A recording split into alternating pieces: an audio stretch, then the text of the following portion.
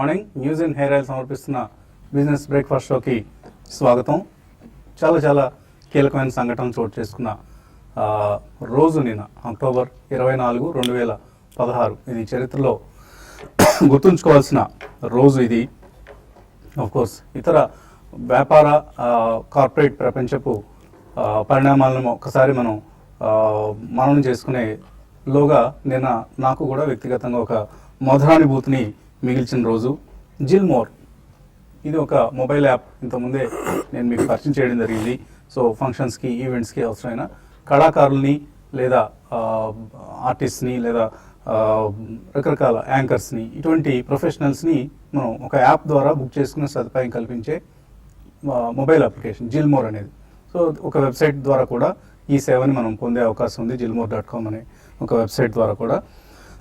ఈ యాప్కి నిన్న బ్రాండ్ అంబాసిడర్గా గౌరవనీయులు శ్రీ పండితారాజ్యుల బాలసుబ్రహ్మణ్యం, బాలు గారిగా మనం అందరం పిలుచుకునే ఆయన బ్రాండ్ అంబాసిడర్గా వ్యవహరిస్తున్నారు. సో ఆయన్ని నిన్న కలిసి ఒక చక్కటి ఇంటర్వ్యూని తీసుకునే భాగ్యం లభించింది నాకు నిన్న. So I thank Gilmore promoter సారథి గారు అండ్ ఆల్సో ఎస్పి బాలసుబ్రహ్మణ్యం గారు, గాన గంధర్వులు, మనందరికీ అభిమాన గాయకులు. సో ఆయన ఇంటర్వ్యూ చేసే అవకాశం నిన్న అరుదైన అవకాశం ఇది. ఆయన ఎవరికి పడితే వారికి ఇలా వెళ్ళగానే అలా ఇంటర్వ్యూ ఇచ్చే మనిషి కాదు. చాలా పైరవీ చేయాల్సి వచ్చింది.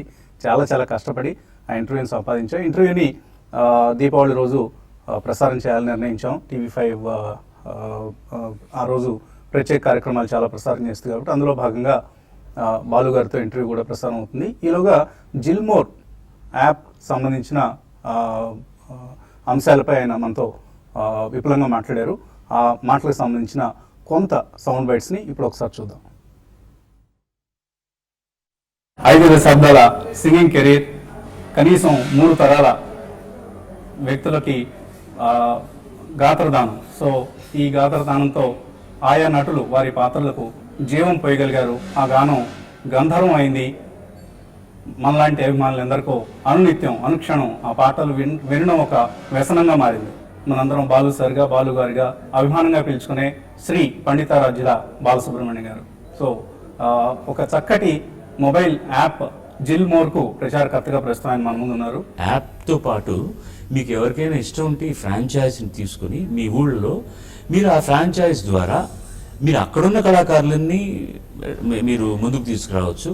లేదా ఎవరెవరు మీ ఊర్లో ఉన్నటువంటి మీకు సంబంధించిన వాళ్ళు ఏ కార్యక్రమం చేయాలనుకుంటున్నారో జిల్మోర్ ద్వారా వాళ్ళని మీరు తెప్పించవచ్చు.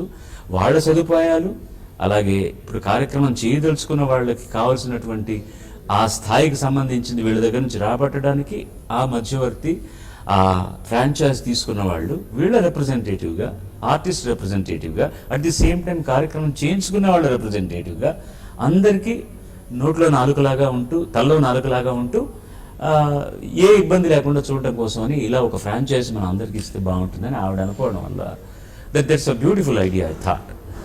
అండ్ ఇప్పుడు అది వాడు వెబ్సైట్లో పెట్టగానే మన దేశంలోనే కాకుండా విదేశాల నుంచి కూడా దీనికి విపరీతమైన ఆదరణ వచ్చింది. నాకు నమ్మకం ఉంది దీనివల్ల చాలామందికి మంచి జరుగుతుంది.